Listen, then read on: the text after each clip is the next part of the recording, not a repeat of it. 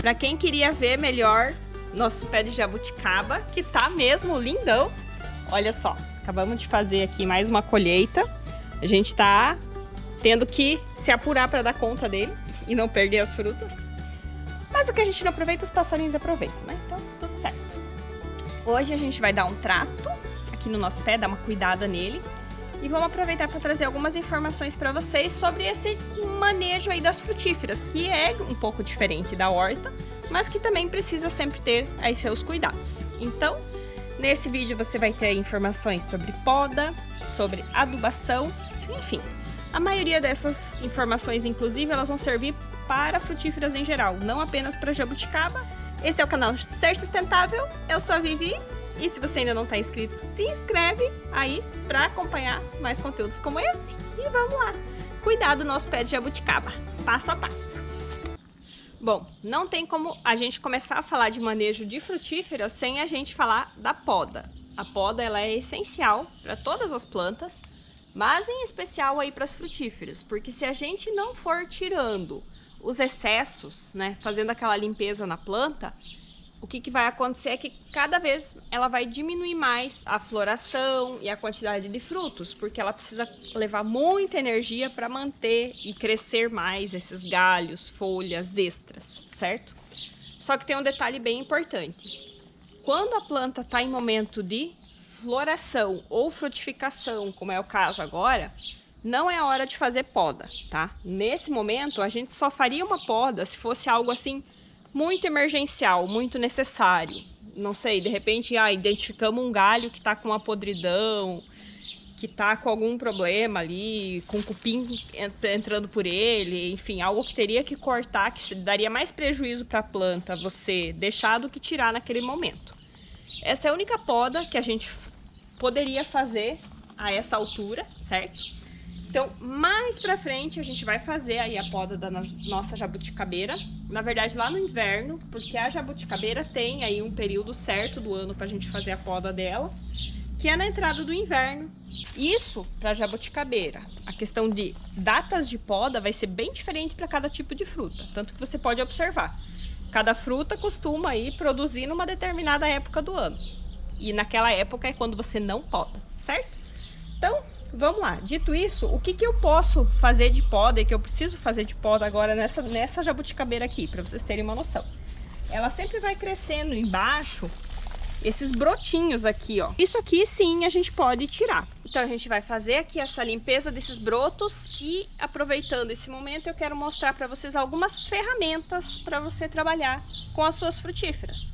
Porque não é qualquer ferramenta que você vai podar, certo? Vou te mostrar as corretas.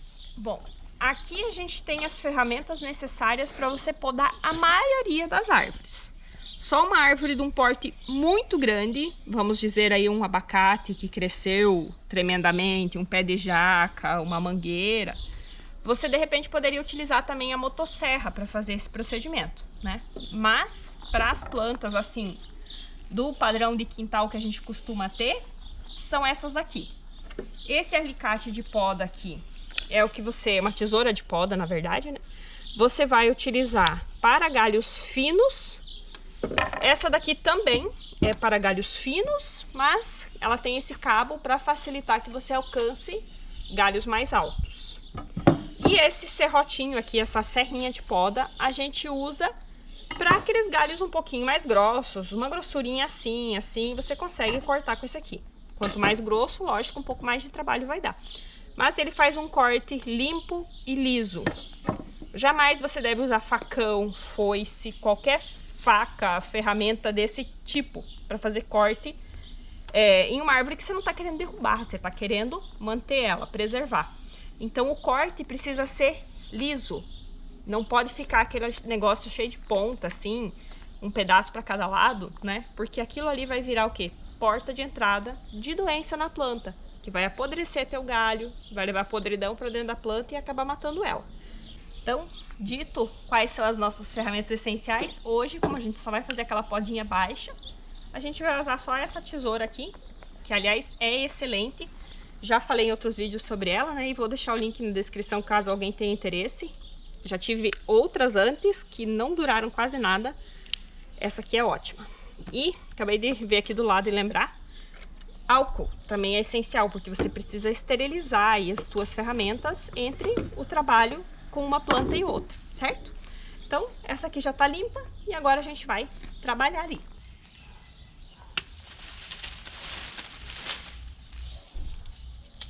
Aqui um exemplo do que eu tava falando. Esse tipo de corte aqui, ó como apodrece. E aqui penetra podridão para dentro da planta. Lógico, isso aqui era um broto à parte, né? Não é do pé principal. Mas se isso aqui for feito num galho aqui do pé principal, vai levar apodrecimento para dentro da planta e com o tempo pode matar a planta.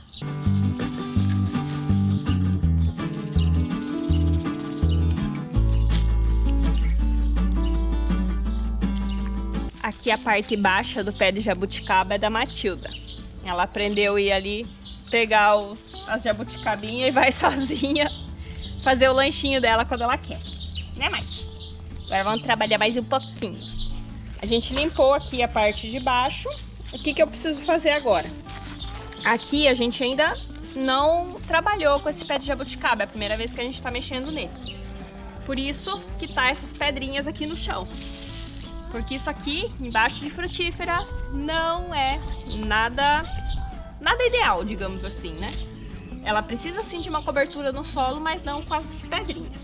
Então a gente vai dar uma afastada aqui nessas pedrinhas e já damos sequência. Bom, a próxima etapa que a gente precisa fazer aqui é fazer uma adubação, tá? A gente vai fazer uma adubação com adubos sólidos e outra com adubos líquidos. Então eu acho que aqui, bem próximo do pé da planta, eu não vou mexer, eu vou deixar assim como tá? Por quê? A adubação da frutífera a gente não faz aqui perto do pé. A gente vai fazer perto da borda dela, onde está terminando a copa. Que a gente sempre tem que pensar que o que tem em cima, tem embaixo. Então, na medida que a copa dela se expande em cima, as raízes se expandem por baixo. Então, é aqui que a gente vai fazer a adubação.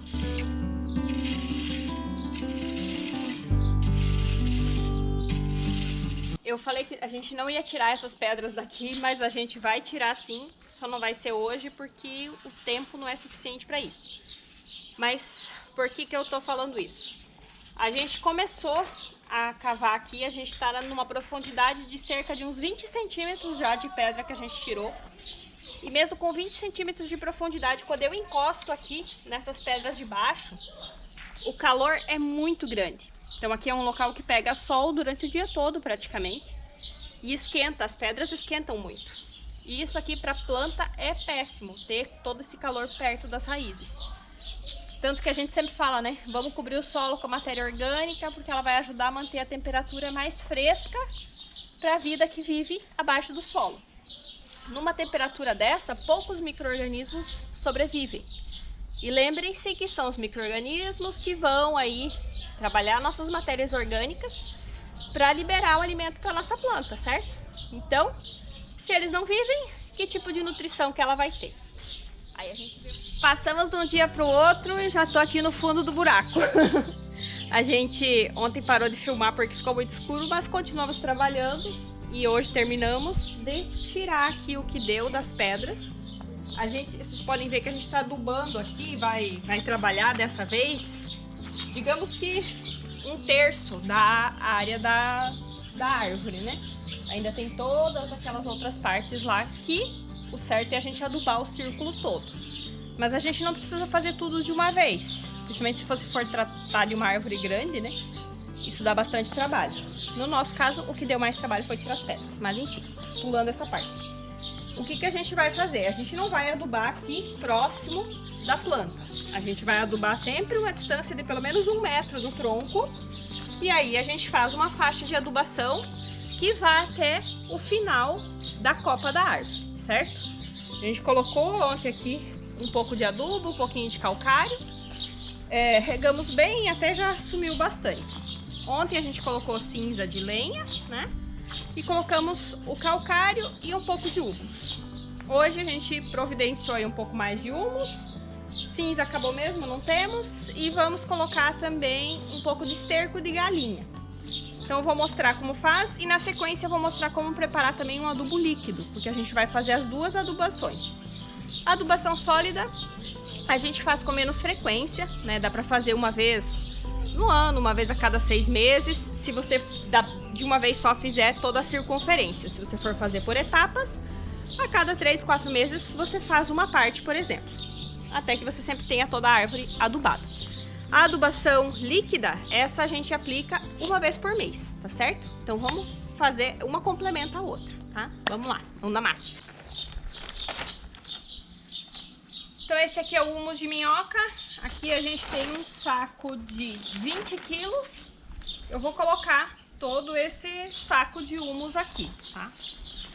Porque é uma árvore já adulta. Se fosse uma árvore mais nova, uma muda de até uns 2, 3 anos, a gente não coloca essa quantidade. Sempre tem que ser proporcional ao tamanho da planta.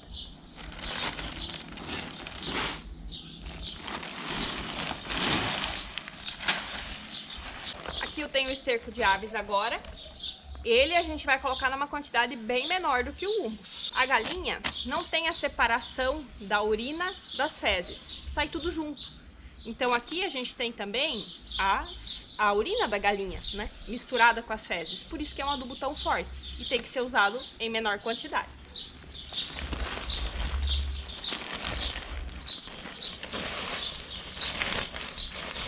E outro adubo que a gente vai aproveitar é aquele que nós mesmos produzimos aqui na nossa compostagem, tá? E esse aqui é bem importante nesse processo, porque esse aqui por cima tem a parte de serragem, né, mais seca. Mas esse aqui é um adubo vivo, um adubo cheio de micro-organismos, que pode ser que tenha ainda no humus, mas eu não tenho essa certeza, porque como ele vem dentro de sacos plásticos, passa aí por períodos de transporte no sol, é bem provável que já tenham morrido, né? Então a gente vai usar aqui o nosso adubo para inocular aí micro-organismos, além, lógico, de nutrição nessa nossa mistura. Então eu vou colocar essa quantia toda aqui mesmo, que nós temos aqui. Quem tem interesse em fazer uma composteira como essa, já já a gente vai ver ali a parte que coletamos os líquidos dela. Tem vídeo no canal já mostrando como fazer, como usar, tem vários vídeos aí. Agora a gente vai misturar isso daqui.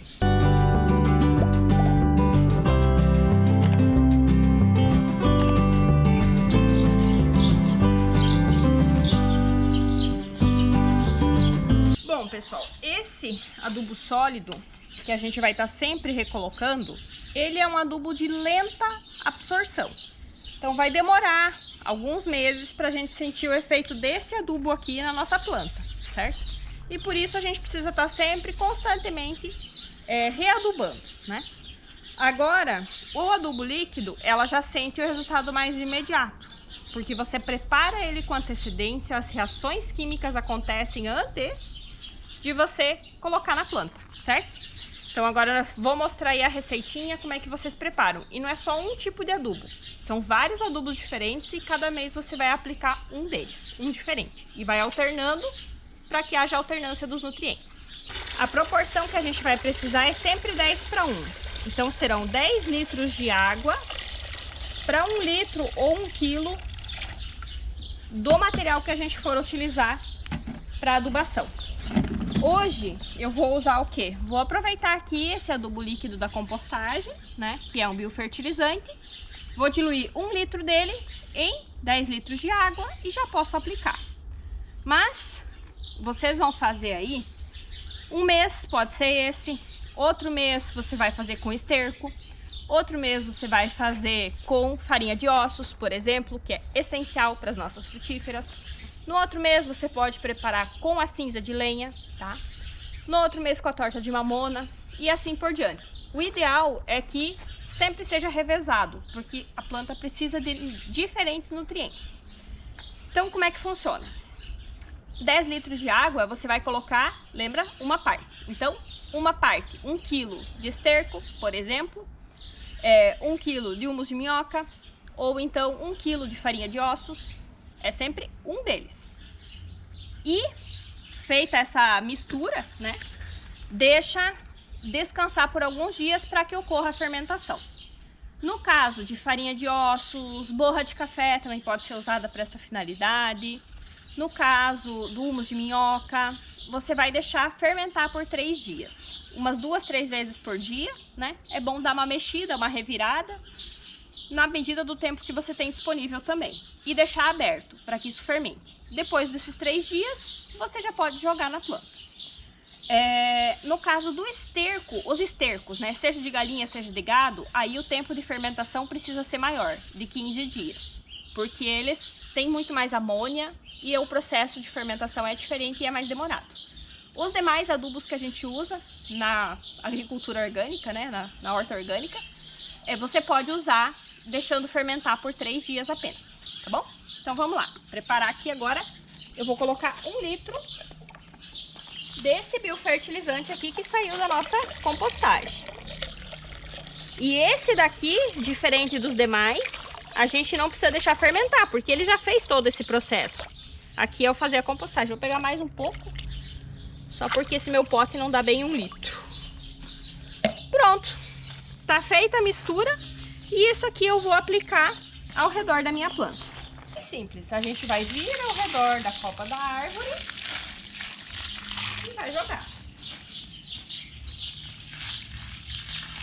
Um fator bem importante, a quantidade que você vai aplicar em cada árvore. Se o que você tem é uma mudinha pequena, você vai aplicar no máximo aí umas 500 ml. Conforme o tamanho da sua muda vai aumentando, a quantidade é que você vai aumentando também. Então, digamos, uma planta de até 1,5 m, você pode aplicar aí cerca de 1 litro, 1,5 litro. Uma planta que passou da sua altura aí, 2 metros ou mais, você já pode aplicar 2, 3 litros. E gradativamente se vai aumentando. Uma planta já adulta até 10 litros, que foi a quantia que a gente aplicou.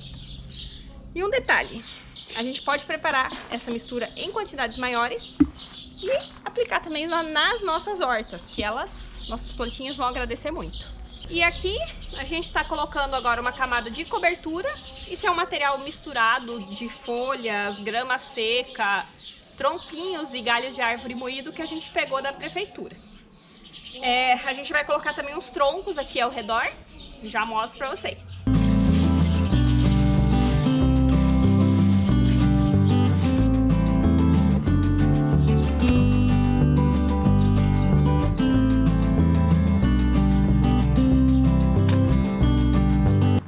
Aqui, pessoal, eu tô usando esses tronquinhos como uma contenção para as pedras, para não voltarem a correr aqui para dentro.